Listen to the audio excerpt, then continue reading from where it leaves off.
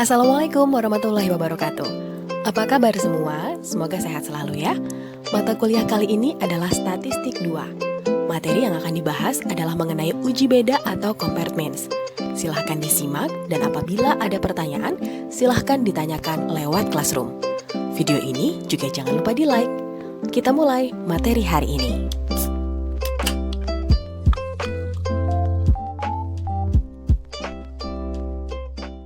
Assalamualaikum warahmatullahi wabarakatuh. Materi ini kita akan membahas mengenai analisa uji beda atau komparasi. Jadi yang mesti disiapkan tentunya adalah alat uji statistik berupa SPSS, lalu juga tabel T, dan juga minum ya. Takutnya lagi dengerin video tiba-tiba aus, jadi dengerin videonya sambil minum sambil ngemil aja. Mudah-mudahan semuanya kabarnya sehat, dan jangan lupa untuk materi selanjutnya nanti akan di-share melalui Google Playroom. Bukan ya, Google Classroom. Kenapa jadi Google Playroom? Oke, mengenai analisa uji beda atau komparasi, di mana analisis perbandingan komparatif ini merupakan teknik analisis yang digunakan untuk melihat kecenderungan rata-rata antara dua atau lebih kelompok sampel data.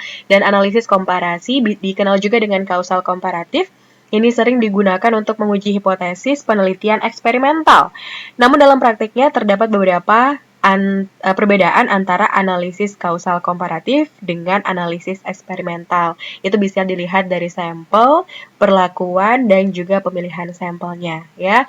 Dimana kalau misalkan untuk eksperimental, pada kategori sampel, itu biasanya individu dipilih secara acak untuk dua atau lebih kelompok. Bahkan untuk perlakuannya, peneliti itu memberi perlakuan pada variabel bebas. Dan pemilihan sampelnya bisa juga sampel acak dipilih dari populasi tunggal gitu. Jadi walaupun kita akan menguji dalam satu kelas untuk menguji satu penelitian tertentu, ini bisa diambil sampelnya. Jadi tidak semua populasi itu harus dijadikan sampel gitu ya. Untuk sebelum melakukan analisis kausal komparatif, data yang akan diolah itu harus memenuhi asumsi normalitas dan asumsi homogenitas. Terdapat beberapa jenis kausal komparatif dalam statistik parametrik. Itulah kenapa analisis uji beda itu disebut juga dengan statistik parametrik, karena harus memenuhi asumsi normalitas terlebih dahulu, baru itu bisa diujikan dan juga ditarik kesimpulannya. Yang pertama, ada uji beda min 1 sampel, lalu ada uji beda min 2 sampel atau lebih, ada uji beda proporsi 1 sampel, ada uji beda proporsi 2 sampel, uji beda varian 1 sampel, dan yang terakhir adalah uji beda varian 2 sampel. Untuk pengujian hipotesis uji tes 1 sampel atau one sample t-test itu bisa menggunakan uji dua pihak atau two-tail test atau dua arah, juga bisa menggunakan uji satu pihak atau one-tail test, di mana hipotesisnya juga pasti akan berbeda bunyinya. Untuk yang pertama adalah uji dua pihak atau arah atau two-tail test, itu pengujian yang digunakan jika hipotesis nolnya itu berbunyi sama dengan, dan hipotesis alternatifnya atau HA-nya berbunyi tidak sama dengan. Dan yang kedua, uji satu pihak atau one-tail test ini dapat dibagi juga menjadi dua macam. Bisa uji pihak kanan, bisa juga uji pihak kiri. Untuk uji pihak kiri, pengujian yang digunakan untuk hipotesis nolnya berbunyi lebih besar atau sama dengan, dan hipotesis alternatifnya berbunyi lebih kecil atau paling sedikit atau paling kecil. Jadi bisa dilihat di sini ya perbedaannya. Dan yang terakhir adalah uji pihak atau arah kanan, yaitu pengujian yang digunakan jika hipotesis nol berbunyi lebih kecil atau sama dengan, dan hipotesis alternatifnya berbunyi lebih besar atau paling banyak. Jadi menentukannya seperti apa tergantung kembali lagi kepada penelitinya, apa yang ingin didapatkan dari penelitian tersebut, sehingga peneliti juga bisa menentukan ini arahnya dua arah atau two-tail test atau satu arah atau one-tail test, baik itu uji pihak kanan atau juga pihak kiri. Ini contohnya, yang pertama adalah untuk two-tail test, di mana seorang peneliti misalnya ingin mengetahui prestasi belajar mahasiswa psikologi Fakultas Psikologi dan juga kesehatan pada mata kuliah statistik, ya. Dan rata-rata prestasi belajar mahasiswa adalah 8. Ada 30 mahasiswa yang diambil secara random, artinya populasi di sini ada 30 sampel, bukan populasi, sampelnya itu ada 30 ya, dan ini diambil secara random. Yang diuji adalah mata kuliah statistik. Tetapi untuk populasinya itu datang dari mahasiswa psikologi dan juga kesehatan. Hipotesisnya ini bisa kita lihat untuk H0-nya adalah rata-rata hasil prestasi belajar mahasiswa sama dengan 8. Kalau H-nya, rata-rata hasil prestasi belajar mahasiswa tidak sama dengan 8. Ya, kita kembali kepada arahan tadi untuk bagaimana menulis hipotesis untuk uji dua pihak atau arah atau two-tailed test. Kaidah pengambilan keputusan itu dapat dilakukan dengan dua cara. Yang pertama, dengan cara membandingkan nilai T hitung dan juga T tabel. Yang kedua, dengan membandingkan taraf signifikansi. Oke, jadi di sini bisa kita lihat kalau untuk membandingkan T hitung dengan T tabel, yang pertama, jika T hitung lebih besar dari T tabel, maka H0 ditolak. Yang kedua, jika T hitung lebih kecil dari T tabel, maka H0 diterima. Yang kedua, dengan cara membandingkan taraf signifikansi. Jika signifikansi lebih dari 0,05, 0,05 di sini adalah alfa atau error, ya, di mana error itu kan ada 5%, 1%, atau juga 10%, tergantung penelitiannya digunakan pakai yang mana, tapi biasanya atau secara umum biasanya menggunakan 5%. Maka H0 diterima, ini artinya. Kalau signifikansinya kurang dari 0,05, maka H0 ditolak. Jadi silakan saudara memilih ingin menghitung menggunakan T hitung dan juga T tabel atau menggunakan atau membandingkan taraf signifikansi. Keduanya tidak salah, ya. Ini cara menghitung dan juga menganalisis data tersebut ke dalam SPSS. Jadi nanti bisa dibaca, kita praktekkan secara langsung. Oke, yang kita butuhkan adalah data. Ini adalah data yang tadi ya, di mana rata-rata untuk nilai statistika pada Fakultas Psikologi dan juga Fakultas Matematik. Ini ada 8 dan seterusnya, ada 30. Yang pertama harus kita lakukan adalah membuka statis SPSS terlebih dahulu. Di sini ada data view dan juga ada variable view. Pada variable view, kita isi di sini adalah hasil belajar. Biasanya kalau untuk name itu tidak bisa menggunakan spasi. Desimalnya kita nolkan saja karena kita menggunakan nilai 0, tidak menggunakan desimal di belakangnya, dan labelnya adalah hasil, bisa kita lebih jelas, hasil belajar siswa. Setelah itu kita ke data view. Dari data view, kita pindahkan data-data yang sudah kita rangkum tadi. Kita copy saja, lalu paste di sini.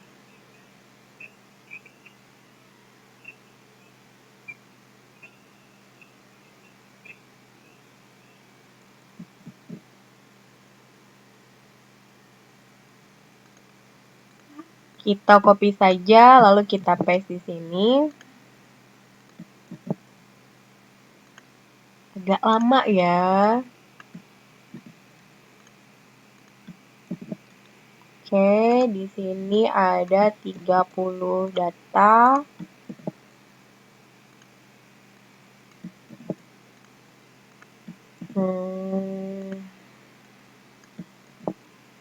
Ya. Yang mau minum aja dulu. Yang sambil buka SPSS, dibuka aja dulu SPSS-nya. Terus tugasnya, oke, tugasnya udah ya dari kemarin-kemarin. Sekarang bagaimana caranya memastikan bahwa tubuh kalian sehat dan kita kembali lagi nanti bisa kumpul bareng-bareng. Kan? Oke.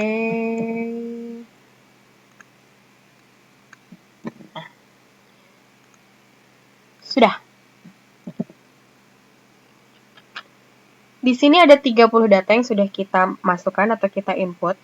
Jadi tahapan yang harus dilakukan adalah yang pertama klik analyze, lalu compare means. Compare means dan klik one sample t-test. Pindahkan hasil belajar siswa ke test variable. Lalu isikan 8 ya pada test value-nya, karena kita akan menghitung apakah sama atau tidak dengan rata-rata 8. Lalu di option-nya kita isikan 95% dan yang lainnya abaikan karena tidak ada data yang hilang. Asumsinya adalah tidak ada data yang hilang ketika kita menghitung data ini. Lalu kita klik OK. Lalu akan keluar hasil outputnya. Kita kembali ke kaidah penerimaan untuk pengujian nilai. Kita lihat di sini ada one sample t-test, di mana test value-nya adalah 8, lalu ada nilai sigtotalnya dan juga ada nilai T di sini. Oke, ini adalah hasilnya, bisa dilihat ya. Prestasi belajar mahasiswa. Sigtotalnya adalah 0,02 dan nilai T-nya adalah minus 3,357. Interpretasinya adalah pada tabel output one sample test memuat hasil data analisis uji T1 sampel yang mana nilai T hitung sebesar minus 3,357. Bila T hitung ini dimutlakan, maka akan menjadi 3,357 dengan degree of freedom DF atau derajat kebebasan atau DK adalah 29. Rumusnya adalah N dikurangi 1.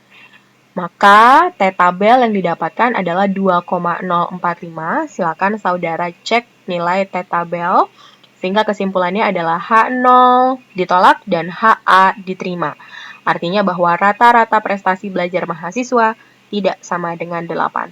Yang kedua, dengan membandingkan taraf signifikansi atau p-value, di mana nilai signifikansinya adalah 0,002. Karena signifikansi kurang dari 0,05, maka H0 ditolak dan HA diterima. Artinya rata-rata prestasi belajar mahasiswa tidak sama dengan 8.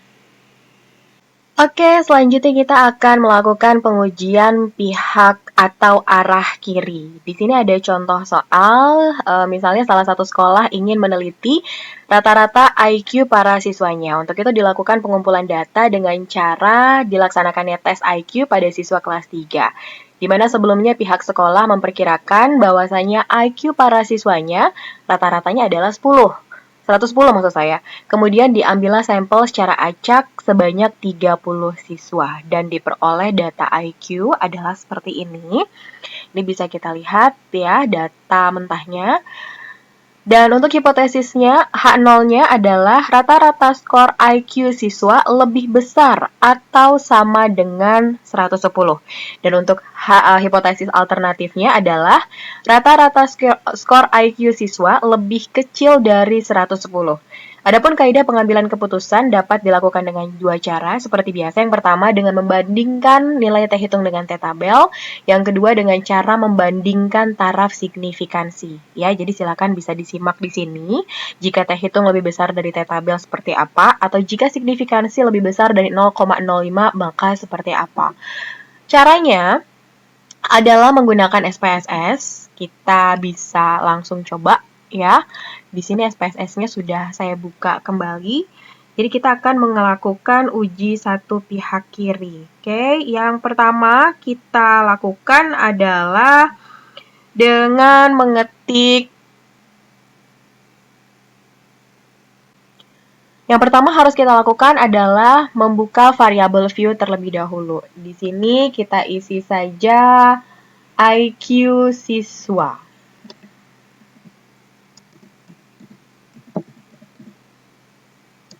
Siswa. Desimalnya nolkan saja. Tes.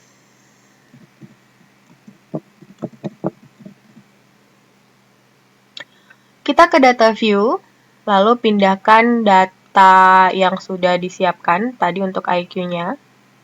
Ini saya sudah buat datanya.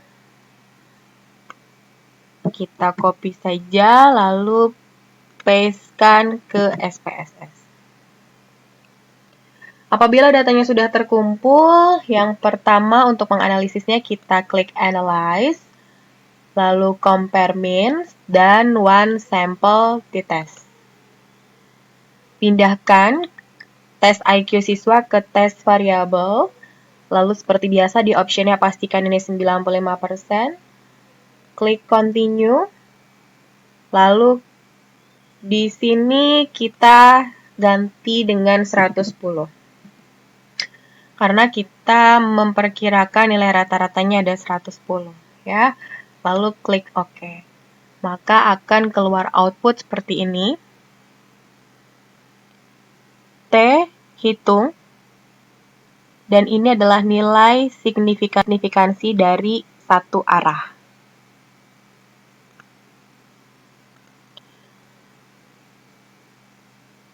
Hasilnya adalah seperti ini. Maka interpretasinya adalah bila T hitung ini dimutlakkan, akan menjadi 10,072 dengan degree of freedom atau derajat kebebasan 29. Artinya, T hitung lebih besar daripada T tabel karena T tabel nilainya adalah 2,045. Silakan lihat tabel T pada bukunya ya. Sehingga H0 ditolak dan HA diterima. Artinya bahwa rata-rata skor IQ siswa kelas 3 lebih rendah atau lebih kecil dari skor yang sudah diperkirakan, yaitu 110. Untuk menggunakan taraf signifikansi atau p-value, jika sig lebih dari 0,05 maka H0 diterima. Maka pada kasus ini terlihat bahwa signifikansi nilainya adalah 0,000. Karena lebih kecil dari 0,05, maka H0 ditolak dan HA diterima. Artinya, rata-rata skor IQ siswa kelas 3 lebih rendah dibandingkan dengan skor yang diperkirakan 110.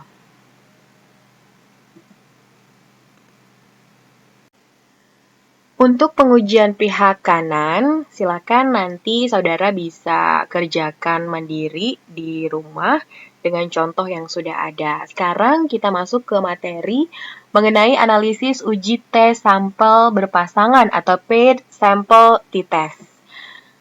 Dan uji ini digunakan untuk mengetahui perbedaan kondisi sebelum dan sesudah perlakuan. Jenis data yang digunakan itu harus berskala interval atau rasio. Dan untuk menentukan berapa nilai T hitung atau T empiris untuk secara penghitungan manual, ini bisa menggunakan rumus yang bisa dilihat dengan keterangan yang bisa dilihat di sebelah kanan ya. Contohnya, seorang dosen ingin melakukan eksperimen mengenai peningkatan hasil belajar mahasiswa dengan menggunakan metode X. Sebelum eksperimen dilakukan pretest dan setelah diberi metode X dilakukan post-test dengan soal yang sama. Misal alfa adalah 5%. Lalu peneliti ingin mengetahui apakah metode X ini mampu meningkatkan hasil belajar mahasiswa. Jadi untuk penghitungan manualnya adalah seperti ini dari data yang ada, di mana kita membuat hipotesis terlebih dahulu.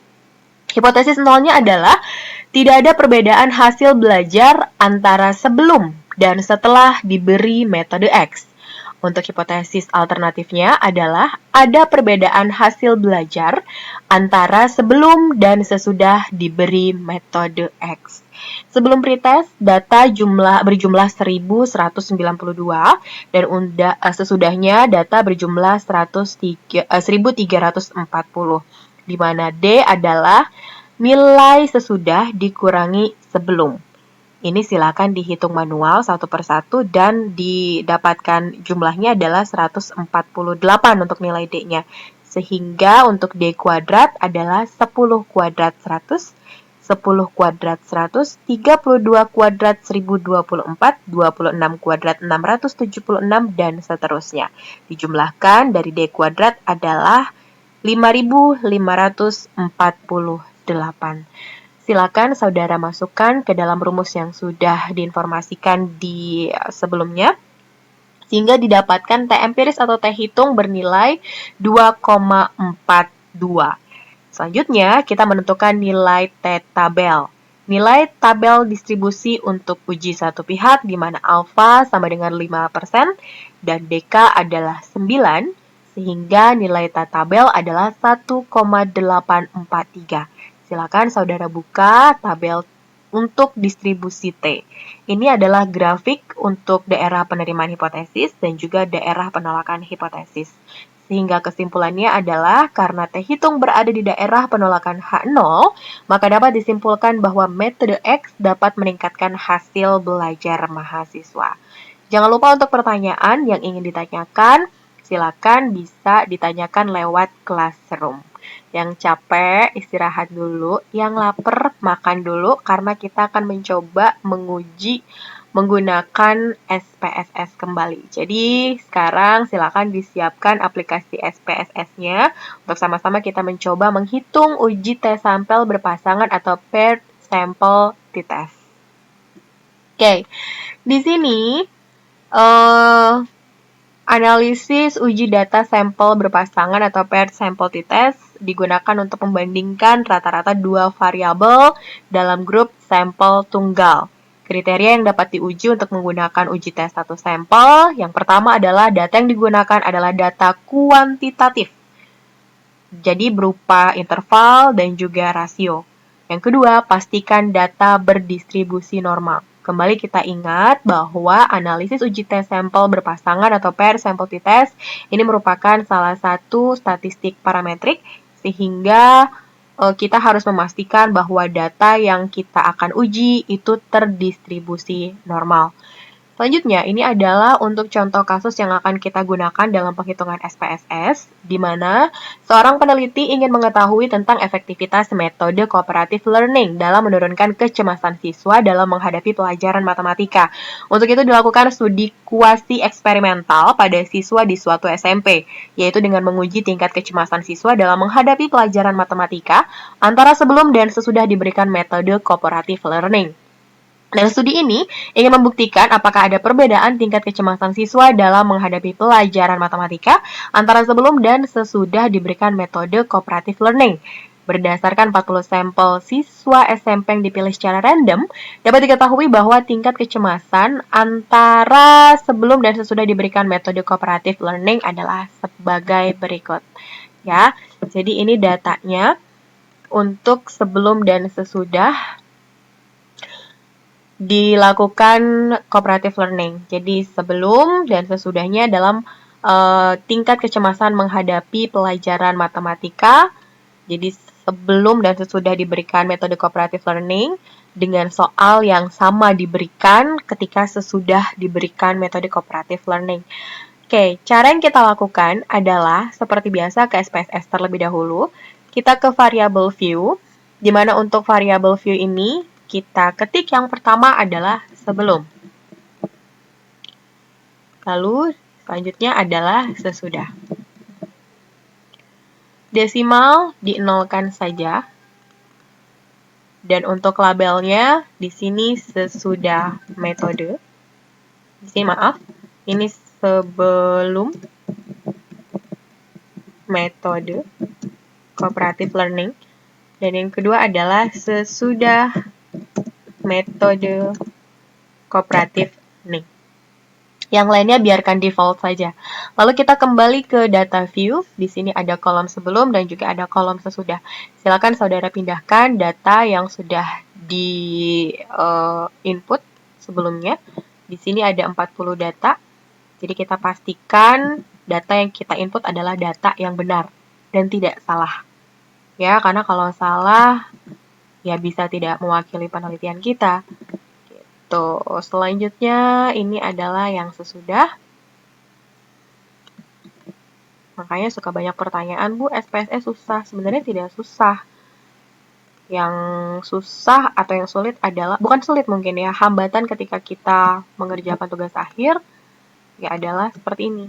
Memindahkan data mentah dari hasil di lapangan. Oke, kita sudah mentabulasi data ke dalam SPSS yang sebelumnya berada di Excel. Di situ ada sebelum dan juga sesudah. Lainnya yang harus kita lakukan untuk menguji satu pihak atau arah. Yang pertama adalah kita klik Analyze, lalu Describe Compare Means, dan ada Paired Sample t-test. Oke. Di sini sebelumnya seperti ini, maaf. Jadi sebelumnya adalah kotaknya seperti ini, kosong. Variabel 1 dan sini ada variabel 2. Silakan dimasukkan sebelum dan sesudah untuk variabel 2-nya. Klik option, pastikan di sini nilainya adalah 95%. Lalu klik continue, lalu klik OK.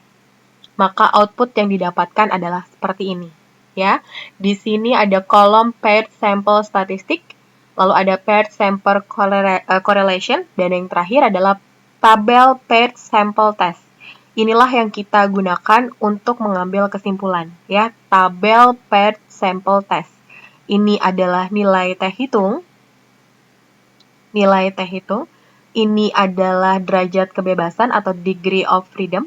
Dan di sini adalah nilai signifikansi. Oke, jadi hipotesis yang kita gunakan yang pertama adalah H0-nya, tidak terdapat perbedaan atau pengaruh tingkat kecemasan siswa dalam menghadapi pelajaran matematika antara sebelum dan sesudah diberikan metode cooperative learning. Untuk hipotesis alternatifnya adalah terdapat perbedaan atau pengaruh tingkat kecemasan siswa dalam menghadapi pelajaran matematika antara sebelum dan sesudah diberikan metode cooperative learning. Dari tabel yang sudah kita hitung tadi sebelumnya, inilah tabel yang bisa ditampilkan untuk analisis uji T sampel berpasangan, sehingga kesimpulannya adalah seperti ini. Yang pertama, kita menggunakan T hitung dengan T tabel. Untuk melihat harga T tabel, maka didasarkan pada derajat kebebasan, yaitu N dikurangi 1 atau 39. Dan berdasarkan hasil analisis uji T2 sampel berpasangan, maka dapat diperoleh hasil T hitung lebih besar daripada T tabel. Maka H0 diterima. Kembali saya ingatkan, untuk T tabel, silahkan buka tabel distribusi T dengan satu arah, pengujian satu arah, dan alfanya adalah 0,05. Sehingga di sini disimpulkan H0 diterima, yang artinya ada perbedaan atau pengaruh tingkat kecemasan siswa dalam menghadapi pelajaran matematika antara sebelum dan sesudah diberikan metode cooperative learning. Yang kedua, kita menggunakan taraf signifikansi atau p-value, di mana pada kasus ini terlihat bahwa signifikansi sebesar 0,000. Artinya ini kurang dari 0,05. Sehingga kesimpulannya adalah H0 ditolak dan HA diterima. Artinya, hipotesis yang menyatakan bahwa ada perbedaan tingkat kecemasan siswa antara sebelum dan sesudah diberikan metode cooperative learning diterima. Yang ini mengartikan bahwa tingkat kecemasan siswa antara sebelum dan sesudah diberikan metode adalah berbeda. Dan materi terakhir pada materi analisa uji beda atau compare means adalah analisis uji T 2 sampel saling bebas atau independent sample t-test. Di sini tiba-tiba turun hujan. Terus ada bunyi geledeknya gitu. Jadi nggak apa-apa ya. Ada suara syahdu gemericik air hujan turun dari langit. Oke, analisis uji T 2 sampel saling bebas. Ini merupakan prosedur uji T untuk sampel bebas dengan membandingkan rata-rata dua kelompok kasus. Dan kasus atau data yang diuji bersifat acak serta dengan satu kali proses pengukuran. Kriteria data yang dapat diuji dengan menggunakan uji T sampel saling bebas, yaitu yang pertama, data yang digunakan adalah data kuantitatif, interval, atau juga rasio. Dan yang kedua, data harus saling bebas dari sampel acak dan berdistribusi normal. Kembali diingatkan bahwa uji T atau compare means atau uji komparasi ini merupakan bagian dari statistik parametrik di mana persyaratannya ini harus berdistribusi normal. Oke, kita masuk ke contoh kasus. Yang pertama, ini adalah seorang peneliti ingin mengetahui orientasi berprestasi atau achievement orientation pada mahasiswa di suatu perguruan tinggi. Untuk itu dilakukan penelitian survei untuk melihat apakah terdapat perbedaan orientasi berprestasi antara mahasiswa pria dan mahasiswa wanita. Penelitian ini ingin membuktikan apakah terdapat perbedaan orientasi dan berdasarkan dari 100 sampel sebagai subjek penelitian, masing-masing 50 mahasiswa pria dan 50 mahasiswa wanita dipilih secara random untuk diuji dengan menggunakan tes orientasi berprestasi yang hasilnya adalah seperti ini. Ini merupakan hasil tes orientasi mahasiswa pria dan juga wanita.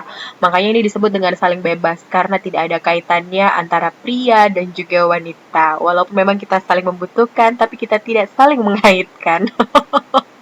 Oke. Hipotesis yang kita susun yang pertama adalah hipotesis 0, bahwa tidak terdapat perbedaan orientasi berprestasi antara mahasiswa pria dan wanita. Dan yang kedua adalah hipotesis alternatifnya, yaitu kebalikan dari hipotesis 0. Terdapat perbedaan orientasi berprestasi antara mahasiswa pria dan juga wanita. Baiklah, kita akan mulai menguji ke dalam SPSS ya. Ini adalah data untuk pria dan juga untuk wanita.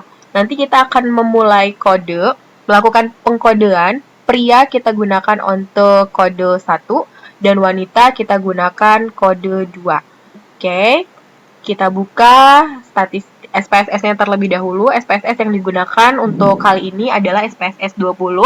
Kalau misalkan nanti saudara memiliki SPSS yang lebih tinggi dari 20, silahkan. Kalau saya masih pakai yang 20 soalnya.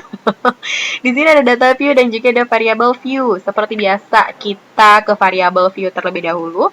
Yang pertama, kita akan menuliskan prestasi. Yang kedua, kita tuliskan gender. Oke, di sini 1 desimal saja dan untuk gendernya kita nolkan saja. Labelnya di sini adalah prestasi mahasiswa. Dan untuk gendernya adalah jenis kelamin. Karena kita akan membuat satu grouping ya, atau pengkodean, maka di values pada gender kita gunakan kode, silakan diklik. Maka untuk value 1 atau angka 1 kita berikan label pria, lalu add. Dan untuk yang value 2 atau kode 2 kita tuliskan wanita. Lalu kita klik add. Klik OK. Setelah itu kita ke data view. Kayaknya hujannya makin gede ya. Dicek deh, jemuran udah diangkat belum? Oke, di sini sudah ada kolom prestasi dan juga gender. Kita kembali ke data.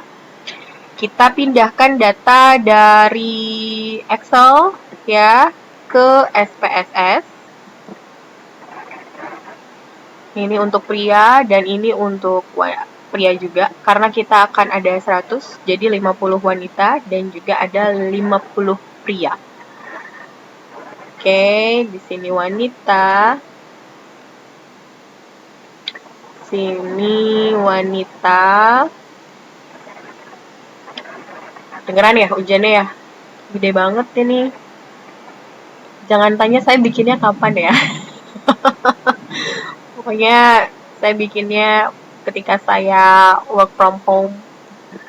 Nah, di sini sudah ada 100. Berarti yang mesti kita tulis selanjutnya adalah untuk gender. 1 untuk pria. Ya. Tadi sampai dengan data yang ke-50 berarti.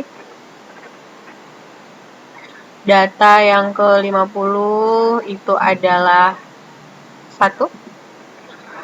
Dan dari 51 saya copy aja sampai dengan 100 itu adalah wanita. Sudah lengkap, kita masukkan data. Langkah selanjutnya adalah melakukan analisa data. Ya, cara yang mesti digunakan adalah yang pertama kita klik analyze, lalu compare means dan independent sample to test. Pindahkan prestasi mahasiswa pada kotak tes variabel. Lalu untuk variabel gender atau jenis kelamin pada grouping variabel. Lalu di sini ada define group. Grup 1 untuk 1, grup 2 untuk 2. Kita klik continue. Lalu klik option, pastikan nilai di sini adalah 95%. Klik kembali continue dan klik OK. Maka kita dapatkan hasil atau output di sini. Oke. Di sini kita sudah dapatkan tabel untuk analisis UJT 2 sampel yang saling bebas.